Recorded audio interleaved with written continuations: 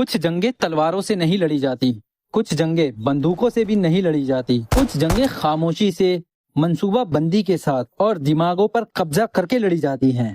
حال ہی میں ایران کے کئی شہروں میں ایک عجیب نظارہ دیکھنے کو ملا۔ لوگوں نے امریکہ اور اسرائیل کے جھنڈے کے ساتھ ساتھ ایک عجیب اوبیلک نشان اور بال کی مورتی کو آنکھ کے حوالے کر دیا۔ سوشل میڈیا پر ایک ہی سوال گونجنے لگا، آخر یہ بال ہے کون؟ کیا یہ صرف ایک مورتی تھی یا پھر ہزاروں سال پرانا کوئی شیطانی روپ جو آج بھی زندہ ہے؟ اتہاس کے پنے پلٹیے تو بال کا نام سامنے آتا ہے۔ بال پرانے زمانے میں کنانی لوگوں کا ایک دیوتا مانا جاتا تھا۔ لیبنان، سیریا اور پیلسٹائن کے علاقوں میں اس کی پوجا کی جاتی تھی۔ لوگ مانتے تھے کہ بال بارش برساتا ہے، فصلیں اگاتا ہے اور ان کی تقدیر طے کرتا ہے، لیکن دھارمک کتابوں میں اس کا ذکر ایک گمراہ کرنے والے دیوتا کے روپ میں ملتا ہے۔ قرآن پاک میں بھی اس کا ذکر ملتا ہے۔ جب انہوں نے اپنی قوم سے کہا کہ تم ڈرتے کیوں نہیں؟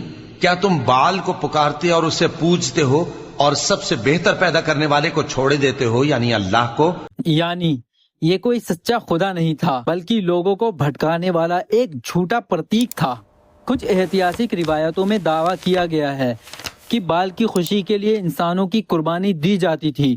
حالانکہ اتہاس کاروں میں اس پر مت بھید ہے، لیکن اتنا صاف ہے کہ بال کی پوجا ایک بڑی گمراہی تھی۔ جب حضرت موسیٰ علیہ السلام کوہ طور پر تورات لینے گئے تو انہیں 30 دن کی جگہ 40 دن لگ گئے۔ ان 10 دنوں میں ان کی قوم بے چین ہو گئی اور سمری نام کے ایک آدمی نے انہیں بہکایا اور ایک بچڑے کی مورتی بنا دی۔ لوگ پھر سے بت پرستی کی طرف لوٹ گئے۔ اب دھیان دیجئے، ہر دور میں انسان کو بہکانے کے لیے کوئی نہ کوئی بال کھڑا کر دیا جاتا ہے۔ نام بدل جاتے ہیں، چہرے بدل جاتے ہیں، لیکن تاریخ وہی رہتی ہے، لوگوں کو اصلی خدا سے دور کرنا۔ اب سوال یہ ہے، آج جب ایران میں بال کے پتلے جلائے گئے تو کیا وہ صرف ایک مورتی تھی یا ایک پرتیک؟ پردرشن کرنے والوں کا کہنا ہے کہ بال شیطانی طاقتوں کا پرتیک ہے، وہ طاقتیں جو سطح، دھن اور انسانیت کو قربان کر دیتی ہے۔ ایپسٹین دستاویزوں کو کھولنے کے بعد دنیا بھر میں چھپے نیٹ ورک اور چھپی ہوئی سازشوں کی چرچا تیز ہو گئی ہے۔